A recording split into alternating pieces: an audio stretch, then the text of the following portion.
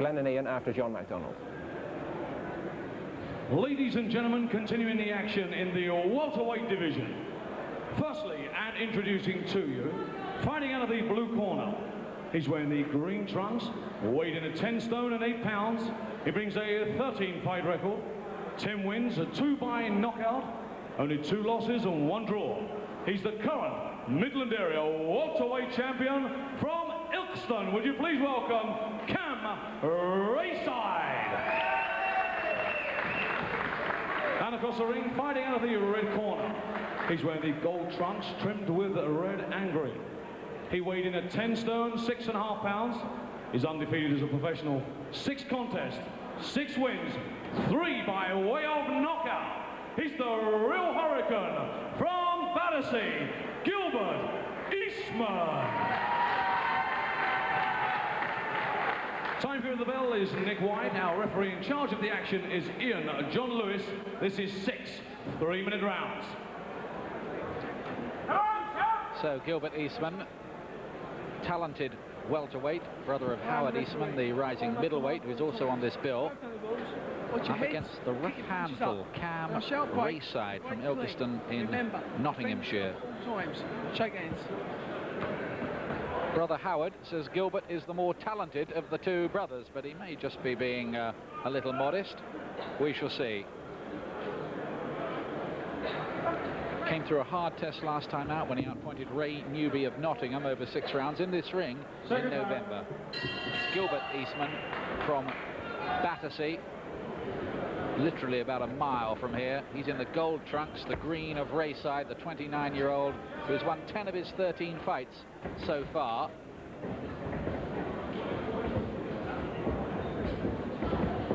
And both sporting, I think it's fair to say, unusual hairstyles. Yes, I think that is fair to say. This should be a good little matchup. Eastman very tall, rangy, decent puncher. Raeside is very tough and aggressive and likes to be in a tear-up, but not really a big puncher. Just the 2 inside schedule wins in 13 fights. Raeside is the reigning Midlands area welterweight champion. He's a good ticket seller. Lots of heart. Always gives a pretty good account of himself. Eastman with height and reach advantages. He's a real beanpole of an operator, isn't he?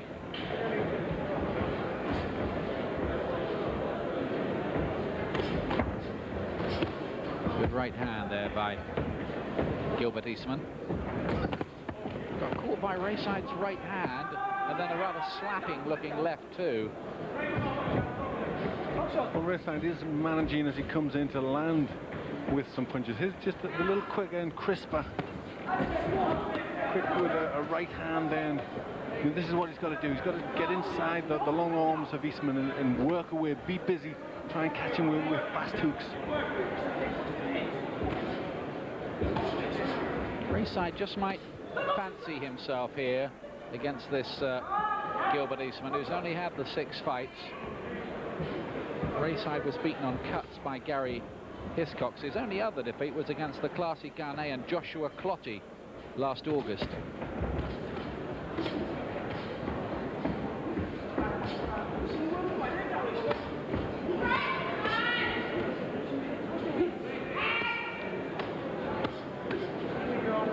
Well, they're in a little muddle there, trying to get their hands free and work, but a bit of a stalemate in there, nobody really scoring.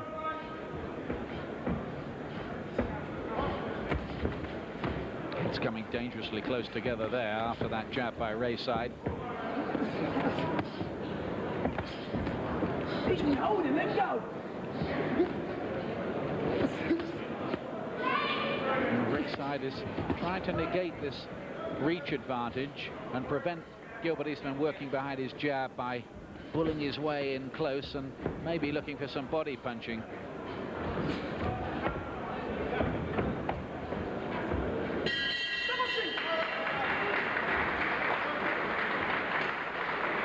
Welcome back.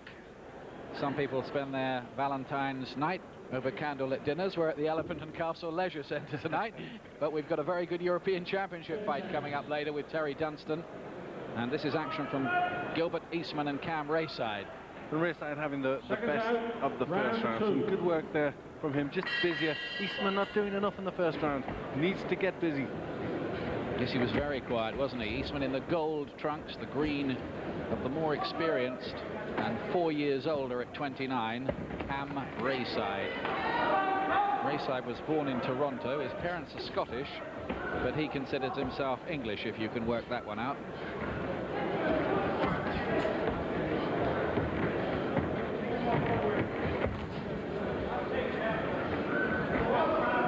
Now, is Eastman going to get busier and show us something of his talent? Well, he's got the height and the reach, the leverage. He's got to start using that now. He's not using his jab, but he's using the right hand. He did there. He's using the right hand, all right, and he's unsteady. Maybe up a bit too quickly, Raeside. He got up at about 2. It's a mandatory 8 count these days in Britain, and Raeside, I think, was the beneficiary of that there, because I reckon he'd have just gone straight back in. He still looks very disorganized, is unsteady on his legs. That'll be another mandatory 8. Not sure it was a punch actually. No, I don't think it was. There. He hadn't got his balance correctly, and he was just off balance and he tripped over. Then he tried to tell the referee that, but the count stood. Well, Eastman senses that he can end this now, and he may well be right. Oh, and he's knocked half out of the ring now, Raeside. That time he is down. This is his 3rd count of the round. Does the referee, Ian John Lewis, allow Raeside to go on? He does. There's no 3 knockdown rule in Britain, otherwise that would have been an automatic stoppage anyway. But the end may not be far away anyway. Well, Eastman's going all out for the stoppage here, and Raeside is in trouble. He suddenly exploded that punch from a very quiet beginning, Gilbert Eastman. He's not reckoned to be as big a hitter as his brother. Well, he waited for those 2, and there were 2 very well delivered punches to put Raeside on the canvas.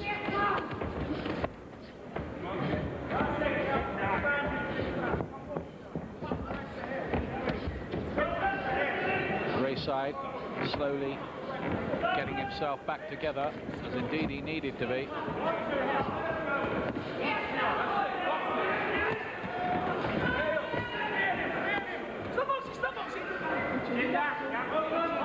Eastman hasn't quite been able to hammer home the advantage and force the stoppage, which looked odds on about a minute ago. Yes, he just hasn't found the punches he needs. Raeside's managed to get in close and stop the action. Is Cam Raeside after being on the floor 3 times, twice only legitimately, we felt. Well, that one, the right hand just skimmed past him. The left hand was a good one, but the right hand didn't quite catch him, but still enough to put him over.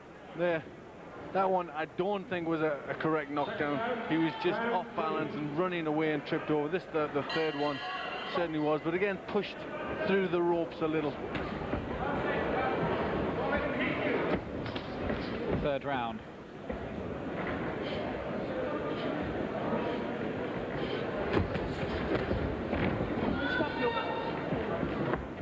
Gilbert Eastman, the unbeaten prospect from Battersea in those gold trunks. Raeside, what can he do about this? A lot of problems in there. Due to go 6 rounds, by the way, this one, and right after that will be the European Cruiserweight Championship fight. There's a lowish blow from Eastman, which is why the referee wanted a little word in his ear. Well, Eastman's now trying to get his jab working. He's got to try and do that just to get the range right, so he can bring the other punches in. And Raeside just he's trying to mess Eastman up a little bit, just to knock him out of his style.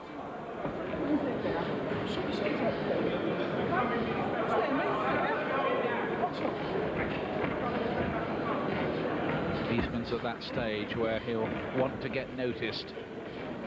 get people talking about him, writing about him. There's a welterweight that's going places. It certainly looks pretty useful, doesn't he? Yes, he's a good build. He's tall and lean with good leverage. Obviously, he can punch a little, but he's got to try and use his jab a little more. Try and control Raeside behind the jab, get him in the right position. He's just allowing himself to be pushed around the ring a little too much.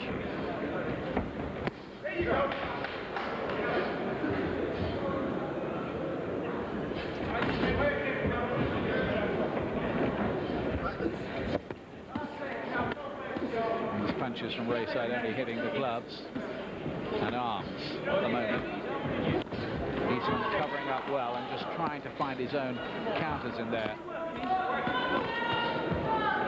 Yes, he found a nice uppercut, Eastman, but really doesn't need to be in that position. He's got to try and turn his man, just slide along the ropes and use his leverage to twist him off the ropes. Just looking at Gilbert Eastman's record, Glenn, he could do with being a little busier, couldn't he? He was pro in April '96, getting on for 2 years, and he's only had 6 fights. They need to arrange a few more, I would say. That's right. I think if a fighter's going to learn, you can spar as much as you want, but you need competitive action in the ring to improve. I mean, at this stage, he wants to be fighting every couple of months, really, doesn't he?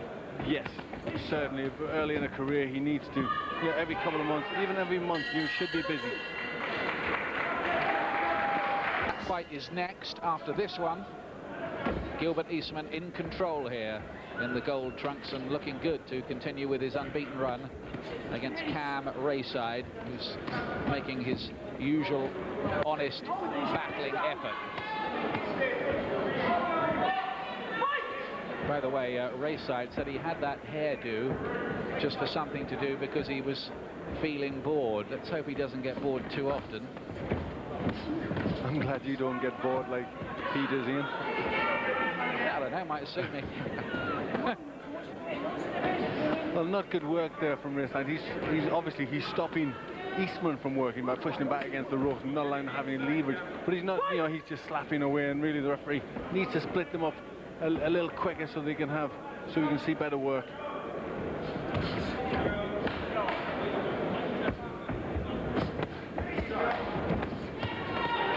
Fast hands, Eastman.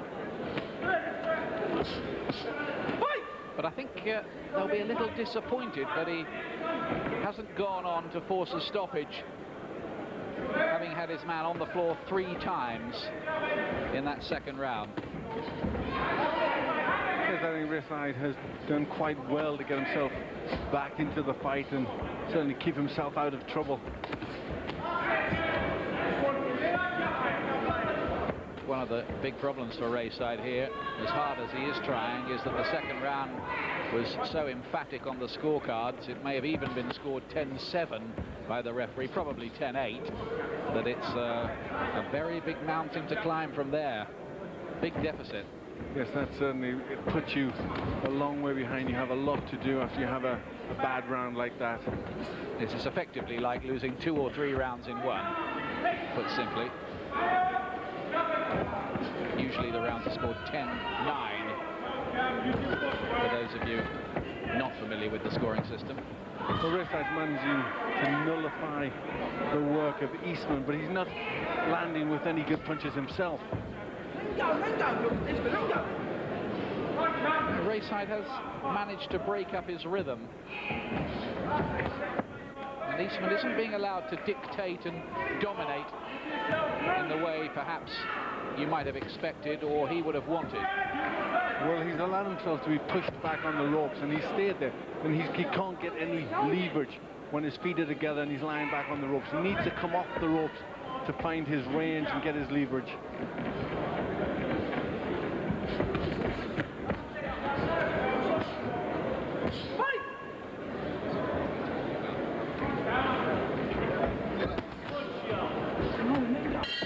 Missed the punch there, Raeside, but smiling at the end of the round. Eastman hasn't really managed to exert too much more pressure, and there might be some money for him to be made.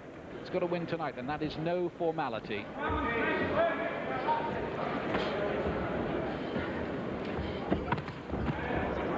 Raeside appears to be hitting with the inside of the glove a fair bit. Yes, he's not really getting any power into his punch, but he is managing to break up the rhythm of Eastman, put him back against the ropes. Eastman now trying to push forward. He should have done this a while ago, but good punch from Eastman. Oh, he's got him going here, and the referee's going to stop it, I think, here. Suddenly, Eastman decided he'd had enough, really, of just coasting along, went through the gears. There's a horrible swelling, like a sort of golf ball developing on the right side of Raeside's forehead. It's not, I'm being a bit dramatic, it's not quite as big as a golf ball, but it's a nasty swelling, all right. And I think the referee, Ian John Lewis, was quite right to step in there. But it looked to me like Eastman must have been coasting most of the way. Once he got serious about it, it looked good. Yes, so there's a couple of times in the fight he did get serious, and as soon as he did, he had Raeside in trouble. Again, he just picked it up, started to work much harder, and then suddenly Raeside, good right hand there at the end. You see the legs go, his defense has come down, and I think it was a good time. You see the swelling there. That is a nasty swelling. And Raeside was not protesting at the stoppage significantly, was he? No, he wasn't. I think he'd been hurt by a very good right hand there, almost turning his back to Eastman then. And I thought Ian John Lewis read that well and decided to pull him out. Well, 7 fights, 7 wins, 4 by knockout for Gilbert Eastman, a welterweight, who may or may not be going somewhere in this business. We'll see. Ladies and gentlemen, 34 seconds of the 5th round. Referee Ian John Lewis has stopped the contest. Your winner, and still undefeated, the real Hurricane, Gilbert Eastman. And please show your appreciation for a very game boxer indeed, Raeside. Very short.